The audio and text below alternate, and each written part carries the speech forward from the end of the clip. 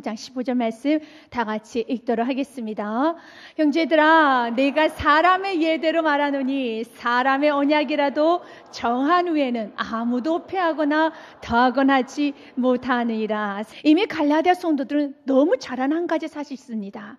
예수님을 믿음으로 구원을 받고 예수님을 믿음으로 천국 백성이 되었으며 예수님의 믿음으로 나의 죄가 다 사해졌다라는 이 이신득의의 복음을 확실히 알았습니다.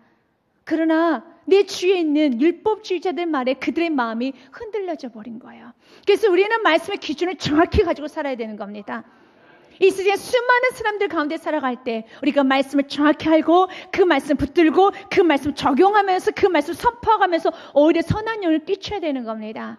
그래서 선한 영향을 끼치는 것이 아니라 갈라디아 성도들처럼 오히려 영향을 받으면서 예수님으로만 구원을 받는 게 아니라 율법도 지켜야지, 세상 방법도 써야지, 이런 생각을 할 때가 있습니다. 그럴 때 다시 한번 본문의 말씀을 통해서 내가 어떻게 구원받았지, 내가 어떻게 의인이 되었지, 내가 어떻게 천국 백성이 되었지, 어떻게 하나님의 자녀가 되었지, 이 모든 질문 오직 답은 예수 그리스도.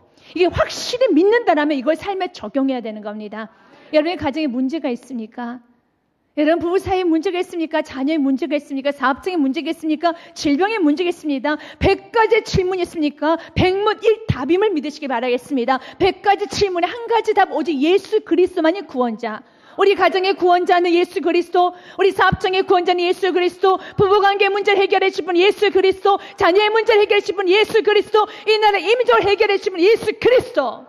왜냐하면 우리가 예수 그리스도를 믿음으로 구원을 받았기 때문에 이 믿음을 가지고 세상에 적용해 가야 된다는 겁니다. 그래서 우리의 말씀을 들어야 돼요. 우리는 본문의 말씀을 읽으면서 나 예수를 믿는데, 나 예수님 믿음을 구원받은 거 나 믿어. 그럼 여러분의 삶 가운데 얼마나 마음이 망갈래로 갈라지고 있습니까? 믿음에도 불구하고, 내가 예수님의 자녀라는 건 믿음에도 불구하고 왜 여러분의 삶 가운데 여러분의 가정의 문제가 예수 그리스도밖에, 예수 그리스도 안에서만이 답이 있다라는 그 확신을 가지고 나아가지 못해서 이미 망갈래로 갈라져서 두 마음을 품으며 기도응답 받기를 생각지도 말라라고 말씀하신 것처럼 여러분의 삶 가운데 축복을 받지 못합니까? 왜 문제 해결을 받지 못합니까? 여러분의 마음이 추스러져야 되는 겁니다. 내가 어디서 구원받았지? 내가 누구로 인해서 구원받았지? 확실한 믿음을 가지고 모든 문제를 정복해 가야 되는 겁니다. 여러분의 마음이 갈라져서는 안 되는 거예요. 지금 갈라디아 성도들은 마음이 다 갈라졌습니다. 그들이 이렇게 마음이 갈라질 수밖에 없었던 이유는 그들의 삶을 들여다보니 정말 내가 예수님의 자녀임에도 불구하고 너무 삶 가운데 영향력이 없을 뿐만 아니라 너무 세상적이고 정욕적이고 여전히 나는 욕심이 너무 많고 여전히 나는 돈을 사랑하고 하나님 나라보다는 이 땅에 관심이 많으며 아무리 봐도 내가 내 자신을 봐도 하나님 나를 축복해 주실까? 하나님이 나를 좋아하실까? 라는 그런 믿음이 없는 거예요. 자기 자신을 들여다봤습니다. 그러나 자기 자신이 객관적으로 들여다봐도 영 별 볼이 없다라는 겁니다. 그런데 오히려 율법주의자들의 삶을 들여다보며 율법을 지키고 있는 그 사람들의 모습을 보면 자신보다 더 낫다라는 거예요. 훨씬 율법도 잘 지키는 것 같고, 그런 자신 율법을 잘 지켜도 자랑도 하는데 훨씬 더 생활이 깨끗한 것 같고, 난 그들에 비하며 오히려 그들이 더 천국 백성 같고 자신은 아무것도 아니고 초라하게 보인다라는 겁니다. 그래서 그들의 마음 가운데 이런 생각을 해요. 그래, 예수를 믿으면 구원받는 건 별 의미 없이 느껴지고, 왜냐하면 그들 안에 하나님을 부인하지 않았습니다. 천국은 부인하지 않아요. 하나님 믿었습니다. 천국 있다는 확신이 있었습니다. 더 나아가서 하나님의 도와주어야지만 이 땅에 승리할 수 있는 이런 강한 믿음도 있었습니다. 그런데 내가 하나님의 축복을 받을 수 있는가? 또는 하나님의 자녀의 확신이 흔들리기 시작한 거예요. 천국 백성에게 흔들리기 시작합니다. 오히려 나보다는 저 율법주의자들이 하나님 나라에 더 가까이 갈 수 있을 것 같아 라는 생각까지 듭니다. 그러면서 그들은 율법주의자들의 그 행동을 따라합니다.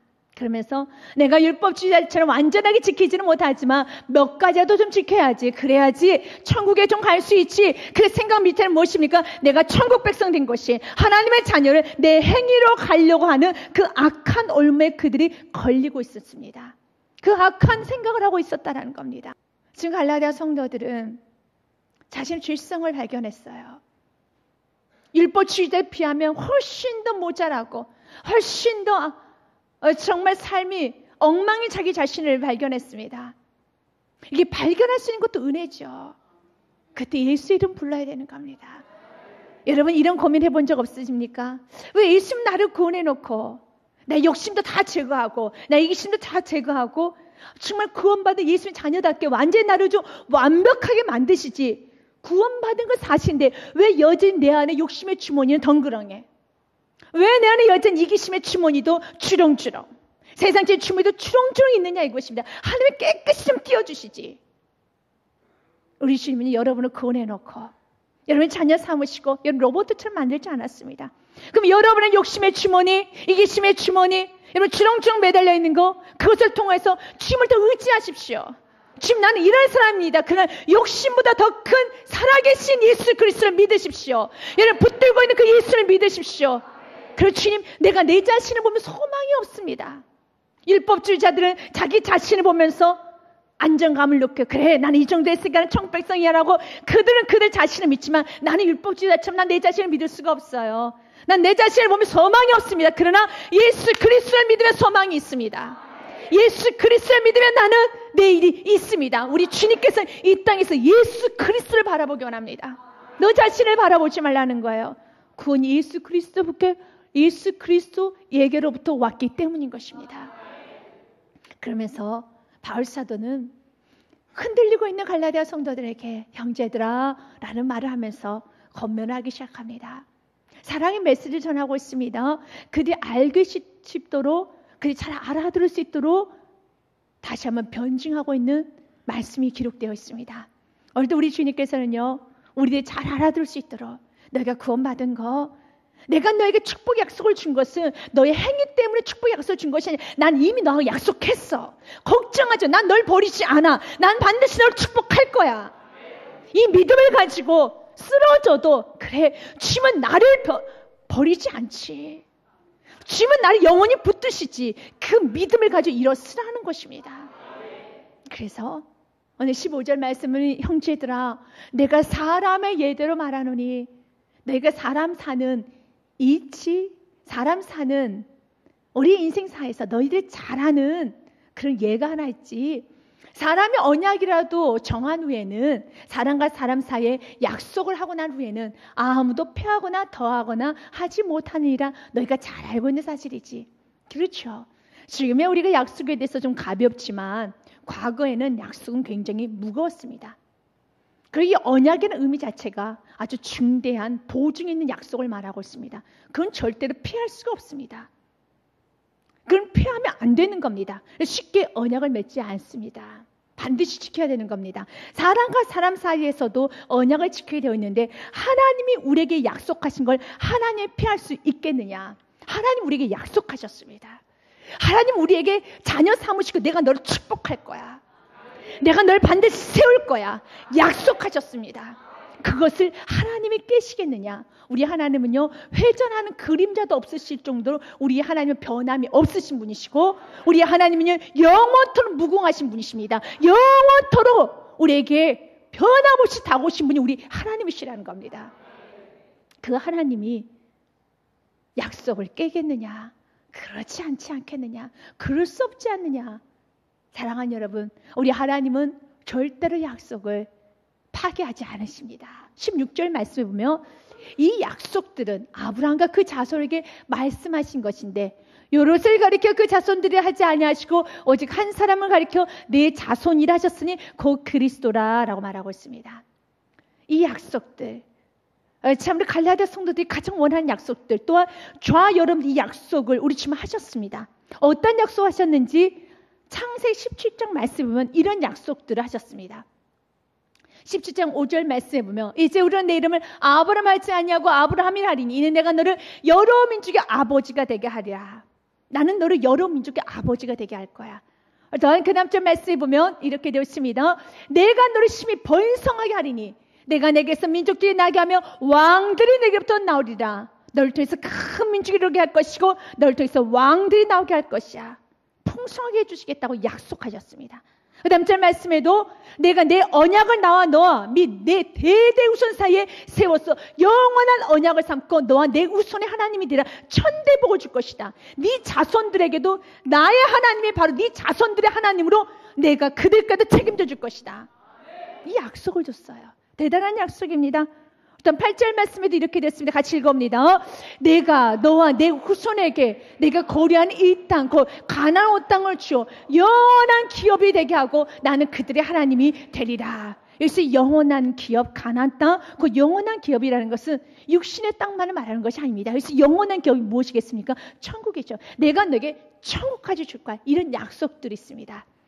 그래서 유대인들이 이런 생각을 했어요. 이 아브라함에게 주었던 그 약속은 우리 아버지 우리 조상이 아브라함이니까 난 혈통으로 아브라함 후손이니까 이 약속은 바로 나에게도 동일하게 임하는 거야. 아니야.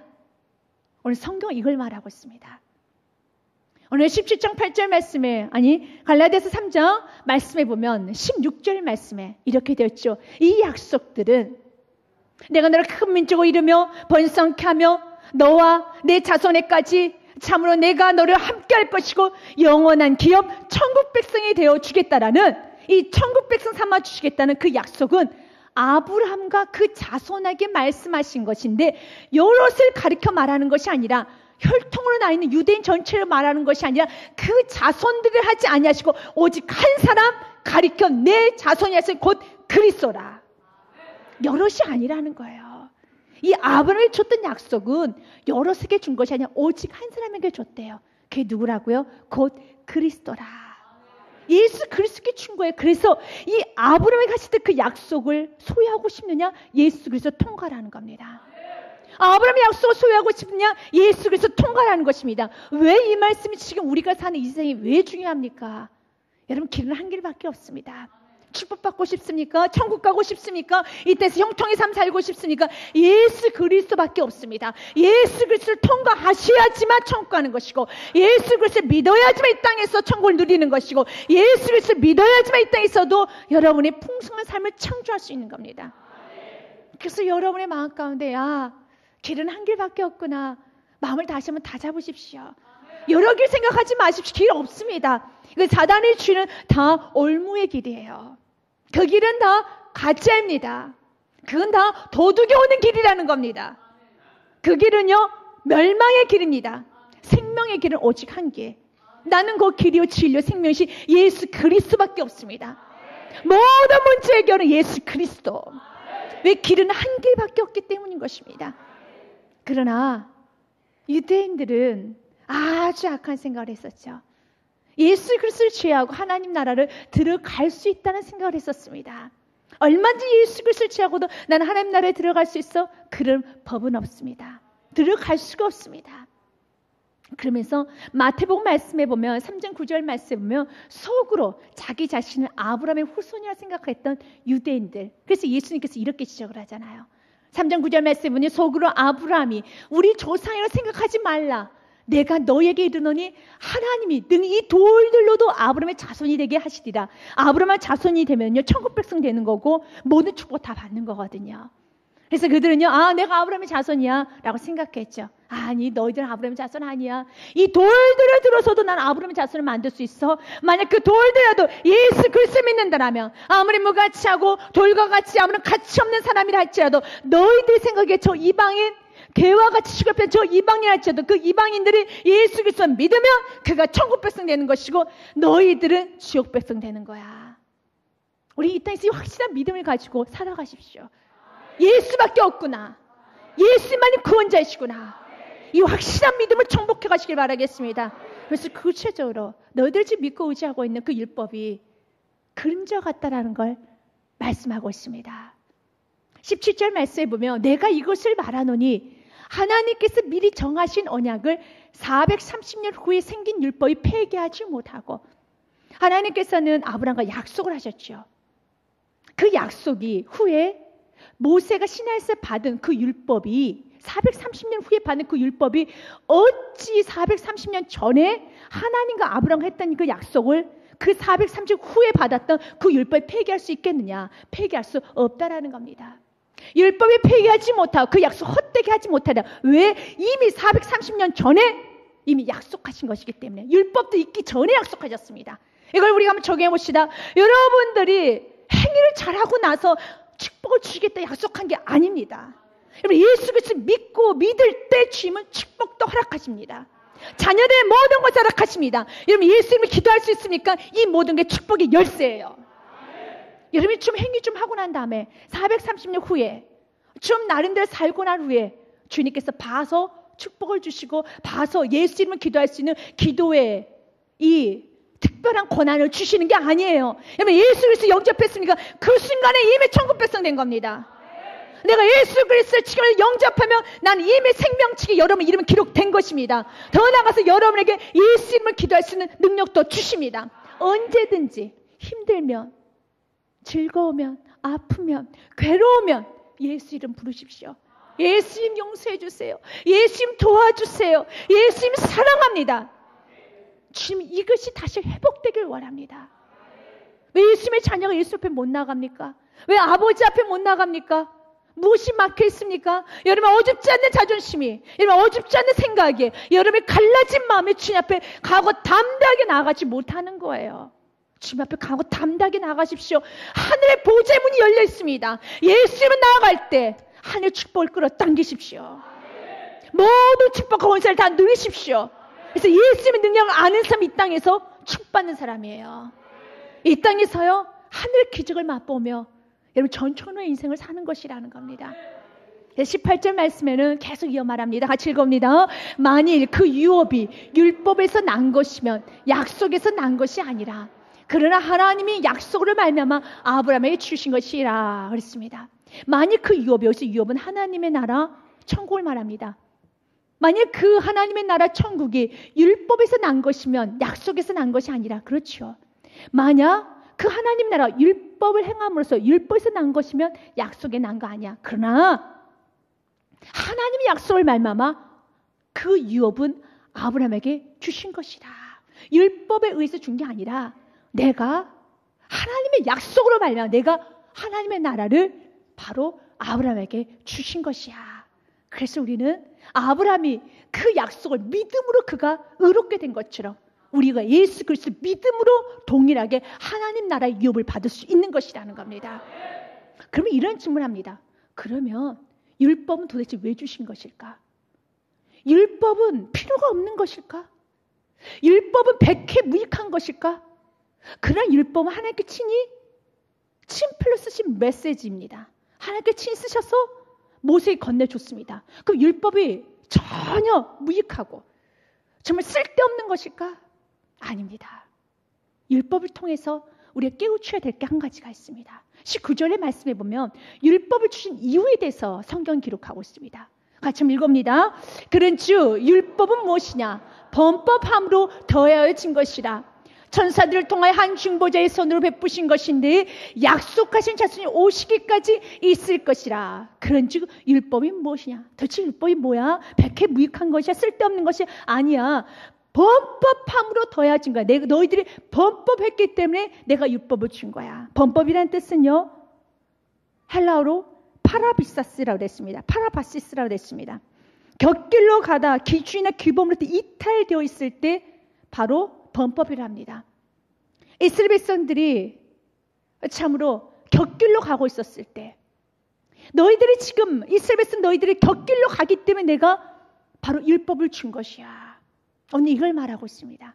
그래도 우리 이스라엘 백성은 율법 받은 걸 자랑해요. 그 율법을 다 지켰다고 합니다. 율법을 왜 주셨냐는 거예요. 율법을 주신 이유는 한 가지라는 거야.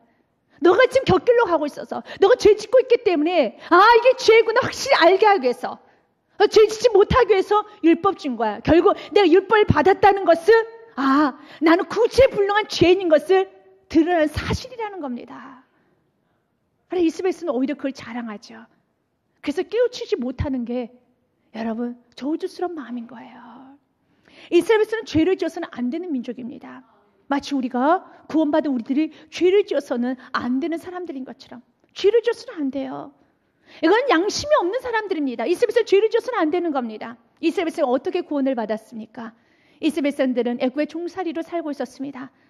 그리고 그의 아들을 나일강에 버려야 되는 그런 지독한 환경 가운데 살았습니다. 그래서 모세 또한도 나일강에 버려졌었을 때 바로 왕의 정말 공주에게 건진받은 자가 모세 아닙니까? 하나님은 이스라엘을 국리를 여겨주셨습니다. 그 지독한 환경에서 모세를 준비시키고 모세를 통해서 출애굽시키셨습니다. 출애굽시키셨을 때 10가지 재앙을 보여줬습니다. 마지막 재앙이 어떤 재앙입니까? 소나 양이나 가축부터 시작해서 모든 장자가 다 죽어나가는 거예요. 그런데 이스라엘 백성들 사이에 누구든지 문솔지 어린 양이 피만 바르며 죽음에서 패스 오버 될 것이다. 건너게 되게 될 것이다. 6월절이죠. 그래서 하나님께서는요, 이스라엘 백성들 무한한 공의를 베풀어 주시사 그들의 장자를 죽음에서 건져주셨습니다. 그리고 앞에 홍해가 넘치거든 홍해를 갈라주셨습니다. 구름 기둥과 불 기둥 인도하여 주셨습니다. 하늘의 만나 맺히기를 허락하여 주셨습니다. 반석에 물을 내어 주셨습니다. 정말 무시무시한 불뱀과 무시무시한 정갈들로부터 그들이 보호받을 수 있도록 지금 지켜보여 주셨습니다. 그러면 그들은요, 죄를 지어서는 안 돼요. 그는 감을 삼아야 되는 겁니다. 은혜 아래 있지 않습니까? 자신이 어디서 구원받았는데, 그리고 자신의 장자만 봐도, 자신의 첫째 아들만 봐도 그가 살아있다는 것 자체 하나만으로 감사 넘치는 축복이 있어야 되는 겁니다. 너무 감사합니다. 광야생활 힘들죠. 여러분 평지보다 훨씬 힘들죠. 그러나 첫째 아들 살아있는 것만 봐도 감사해야 되는 거예요. 지금 우리가 사는 건 광야생활입니다. 광야생활을 하다 보면 어려움이 있습니다. 힘듦이 있습니다. 그러나 우리가 받은 은혜가, 우리가 받은 구원이 너무 크기 때문에 내가 생명 얻은 거 하나로도 감사할 수 있어야 돼요. 그러나 이스라엘 백성들은요, 자신의 첫째 아들이 저렇게 잘 자라고 있는 모습을 보면서도 내가 아들을 나일강에 버려야 되는 그 끔찍한 이런 환경에서 건짐을 받았어도, 내 수의 무서운 청갈과 벌뱀부터 보호를 받았어도 그래도 내가 걷다면 다리 아프고 피곤하고 목마르고 그리고 좀 더 참으로 재미난 일이 없다 해서 그들은 원망하고 불평합니다. 그렇게 원망하고 불평해서는 안 되죠. 그래서 하나님은 그들에게 율법을 준 거예요. 모세를 통해서 율법을 건네줍니다. 이거 하지 마라, 저거 하지 마라, 이거 하지 마라, 저거 하지 마라. 왜 우리가 자녀들에게 가끔씩 규칙을 줍니까? 자녀들은, 여러분, 부모는 자녀들에게 모든 걸 다 주고 싶어요. 없어서 못 주지. 있어 보십시오. 다 줍니다. 해달라는 거 다 해주고 싶습니다. 그러나 그 자녀 감사를 모르고 그 자녀 행동이 너무 거칠어 갈 때 부모는 제한합니다. 용돈을 제한합니다. 여러분 핸드폰 쓰는 것도 제한합니다. 게임도 제한합니다. 모든 걸 제한합니다. 왜 그랬습니까? 너무 거칠어 가기 때문에. 그런데 이렇게 제한할 때 그 자녀가 아 그래 정말 이렇게 규칙을 주는 나를 감시하는 우리 부모님의 마음은 어떨까? 너무 아프시겠다. 그럼 내가 이렇게 규칙을 받아야 했지만 내가 이렇게 정상적인 생활을 할 수 있는 내 자신을 바라보면서 나는 왜 이렇게 정말 절제 능력이 없을까? 자기 자신을 성찰만 할 수 있다면 그 자녀는 되는 자녀겠죠. 근데 부모가 규칙을 줬다 해서 그 자녀가 마음에 분노를 품고 그래 엄마 한번 해보겠다는 거야? 그래 내가 다 지킬 거야. 엄마 한 수도 못 나게 내가 엄마가 준 규칙 다 지킬 거야. 그리고 한번 보여줄 거야.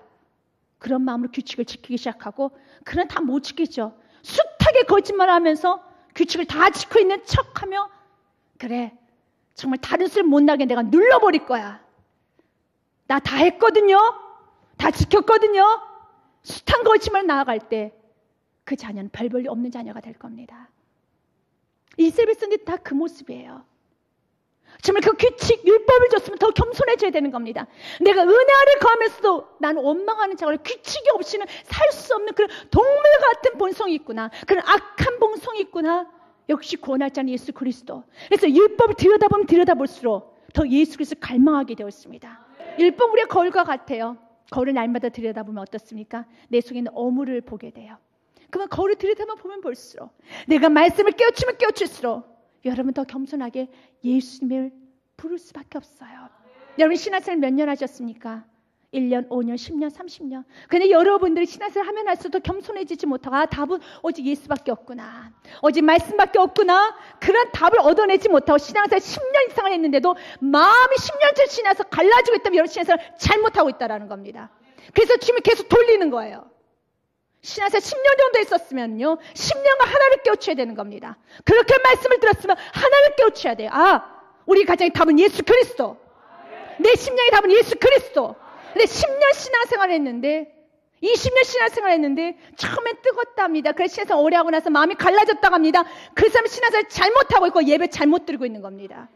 예배를 제대로 드리고 있다면 깨우쳐야 돼요. 아, 오직 구원할 자는 예수 그리스도. 왜 말씀을 들여다보면 들여다볼수록 거울을 보면 볼수록 내 더러운 게 다 보이거든요.